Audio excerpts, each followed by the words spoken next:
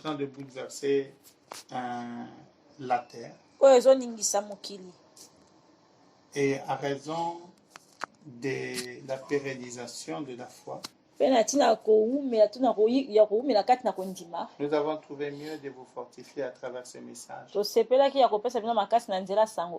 et de prendre le temps de faire certains cultes qui seront transmis par Internet. Que Dieu vous bénisse. Nous allons faire une lecture de la parole de Dieu dans le psaume 91, le verset 1 à 9. Verset 1 qui nous a 9. Le psaume 91. Psaume 91. Verset 1 à 9. Verset 1 qui nous a 9. Je répète. Le psaume 91. Psaume 91. Le verset 1 à 9. Verset 1 qui nous a 9. Gloire à Dieu. Vous pouvez ouvrir la Bible et vous pouvez vérifier comme le faisaient les chrétiens de Béret. J'ai lu au nom de Jésus. La Bible dit, celui qui demeure sous l'abri du Très-Haut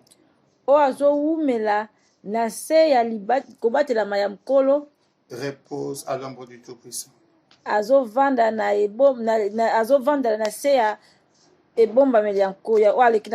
Je dis à l'Éternel mon refuge et ma forteresse,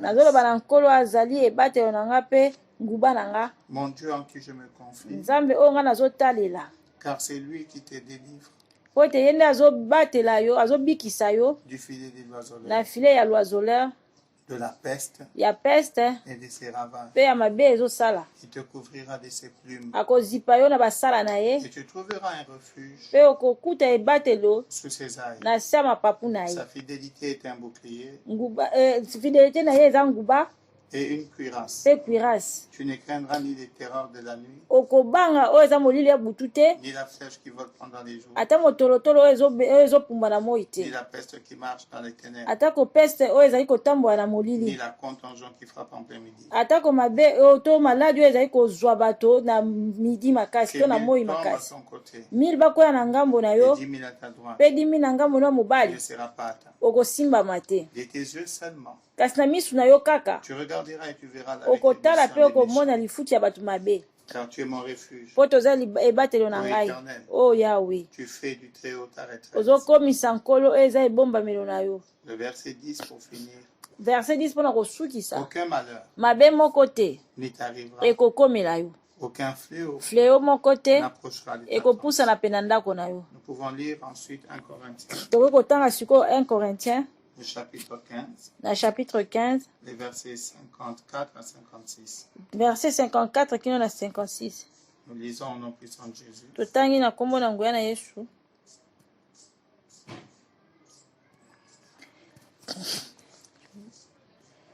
La Bible dit, lorsque ce corps corruptible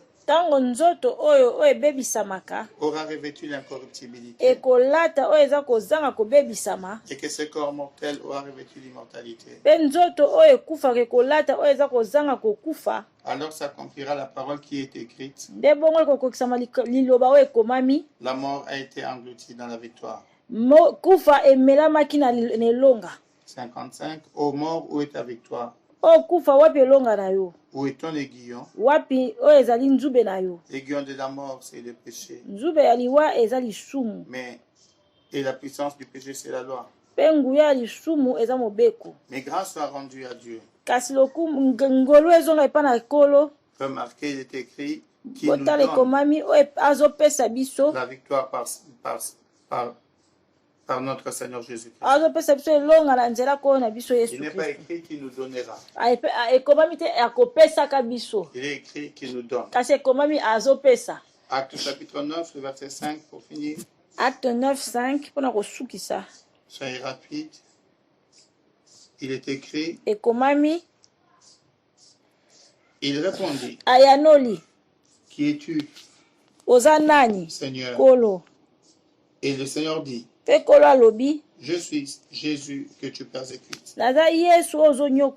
Il te serait dur de regimber contre les aiguillons. Bien-aimés, molingami, nous ne pouvons pas interpréter les faits à partir des données naturelles. Les faits naturels doivent être interprétés à partir des données spirituelles.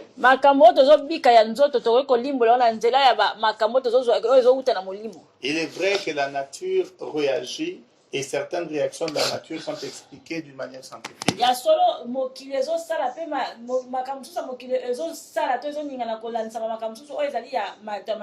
Mais pour l'Église, l'Église doit retenir que les faits et gestes qui sont dans la nature répondent aux données prophétiques. Et la Bible est en train de dire dans le psaume chapitre 91, c'est un psaume de David. Dans cette allocution qui est une prière adressée à Dieu, David est en train de s'adresser à Dieu. Et la Bible dit que David décrit Dieu comme étant son refuge.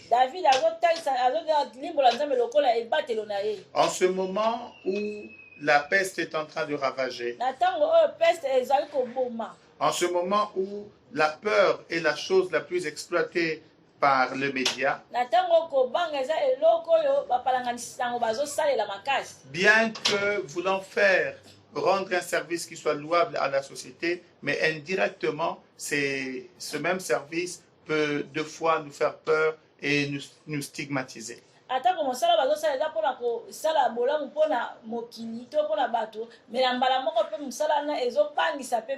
Tout le monde à gauche, à droite parle de ces virus. Tout le monde à gauche, à droite a peur de ces virus. Mais pendant ces mois, nous avons un programme de prière. Alléluia. Amen. Nous avons un programme de prière pour rémûrir votre foi et votre espérance.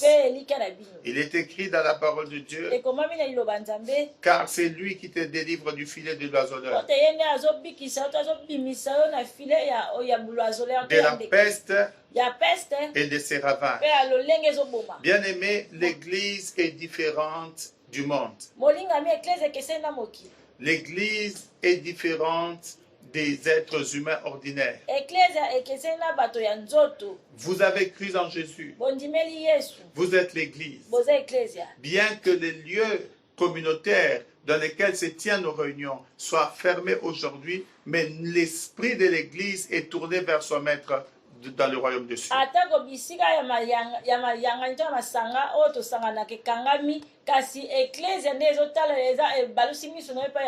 Et la Bible dit que notre Dieu est celui qui nous délivre du filet de l'oiseleur.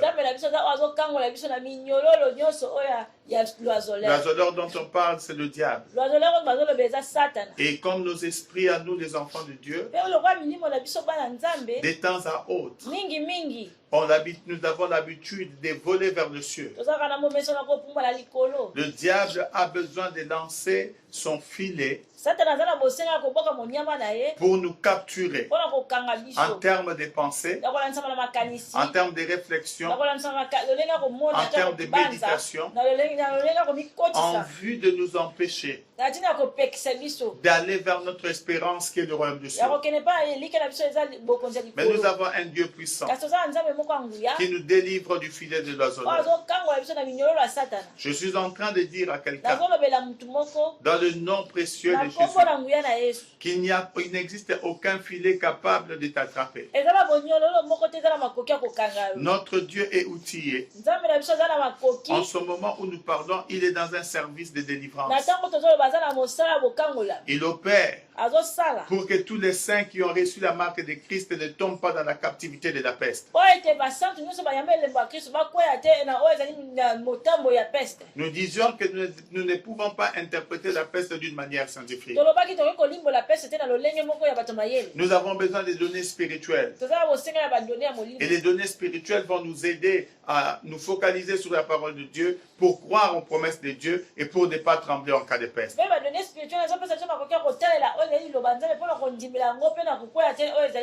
Notre Dieu est un refuge.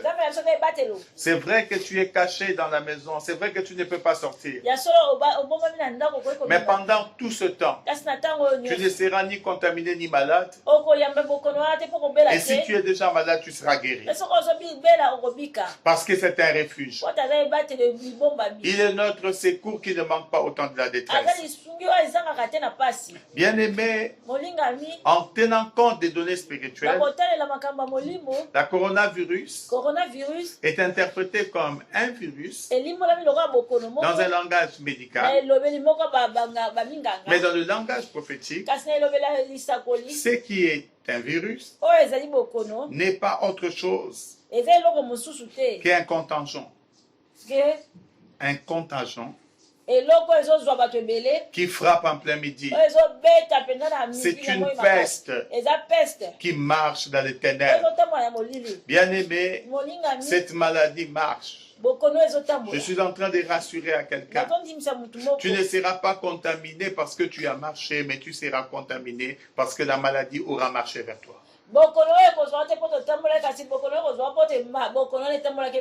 Et quand cette maladie marchera, parce que tu as reçu la marque de Christ, la maladie reconnaîtra la marque de Christ en toi et elle n'atteindra pas ta demeure. Car il est écrit que 1000 tombent à ton côté et 10 000 à ta droite. Tu ne seras pas atteint. En fait, cela voudrait aussi dire en d'autres termes que même quand tu entendras parler de plus de 10 000 morts, tu ne seras pas malade. Même quand on te dira qu'il y aura 11 000 morts, tu ne seras pas malade. Parce que dans l'alliance christique, tu seras protégé. Tu devras croire comme ça. Et la Bible dit qu'un jour l'apôtre Paul, se déplaçant avec des lettres, allant vers Jérusalem pour donner la mort, pour enchaîner certains saints. La Bible dit à un certain moment, une lumière apparut et Paul tomba de son cheval. Et la Bible dit il eut une vision. Dans la vision, l'apôtre Paul vit une lumière puissante et entendu une voix qui l'appela: Saül, Saül, pourquoi me persécutes-tu? Et quant à lui de répondre, qui es-tu, Seigneur? Il lui répondit que je suis Jésus, que tu persécutes. Il te sera difficile de regimber contre les aiguillons. Je suis venu dire à l'église du Seigneur qu'il est des mandataires politique, spirituel et scientifique, outillés par le diable, afin de stigmatiser le peuple de Dieu à travers des pandémies, à travers des discours. Mais notre Dieu, dans son intelligence, dans sa sagesse divine, a prévu qu'à chaque fois qu'une personne de la race de Saül, une maladie de la race du coronavirus, s'élèvera pour aller vers son peuple, Dieu placera une embuscade. Et les aiguillons de Dieu sont plus puissantes que les aiguillons d'un assassin. Je peux te rassurer que ce que tu crains n'arrivera pas. Dieu a placé une stratégie. De la même manière que Saül était tombé sans retrouver son chemin d'antan, de la même manière que Corona va tomber et ne retrouvera pas le chemin de ta maison. La Bible dit que ni la peste, ni cette contagion qui frappera en plein midi ne t'atteindra. Parce que les aiguillons de Dieu sont placés stratégiquement pour protéger Dieu à ne jamais pour protéger les enfants de Dieu à ne jamais être contaminés. Si le monde parle des virus, nous parlons des aiguillons de Dieu. Et de la même manière que médicalement, nous guérissons après avoir reçu beaucoup d'injections. Dieu aussi renverse l'ennemi à travers plein d'aiguillons. Je prophétise dans le nom précieux de Jésus que la contagion, que la peste n'entrera pas dans ta maison. Au nom précieux de Jésus. Il est temps que tu crois en la guérison divine. Il est temps que tu crois en l'œuvre de la croix. Rien n'a été signé pour te rassurer que tu seras le malade de demain. Mais une œuvre a été accomplie et signée pour te rassurer qu'à chaque fois que la maladie arrivera, tu ne seras pas atteint. Car il est écrit que 1000 tombent à ta gauche et 10 000 à ta droite. Tu ne seras pas atteint. Je prophétise dans le nom puissant de Jésus jusqu'à ce que cette épidémie ne se taise. Aucune personne de la famille Potier ne tombera malade. Au nom précieux de Jésus de Nazareth. De la même manière que Paul a été tombé. De la même manière que Paul avait entendu la voix du véritable Dieu s'adresser à lui. De la même manière que dans ce déplacement de cette maladie, elle va tomber à la porte de ta maison. Et elle entendra la voix du Seigneur des Seigneurs s'adresser à elle. Elle sera renversée, frappée d'aveuglement. Au nom précieux de Jésus de Nazareth. Nous ne devons pas espérer en la mort. Nous ne devons pas croire en deux choses. Nous avons cru en une seule personne, en un seul Dieu. Nous avons cru en Jésus. Le sujet de la foi existe. Et c'est Jésus de Nazareth. Il n'existe pas de sujet. Ne place pas ta foi dans ce qui est mortel. Au nom précieux de Jésus, je prie Dieu pour que tu crois en ces choses. Je prie Dieu pour que tu sois affermi en ces paroles. Oh, si quelqu'un m'entend, que là où il est à la maison, qu'il se lève et qu'ils disent qu'ils me délivrent du filet de l'oiseleur. Au nom précieux de Jésus, tu peux croire dans ton cœur et recevoir ces paroles. La Bible dit, mort où est ton aiguillon? La Bible dit, l'aiguillon de la mort, c'est le péché.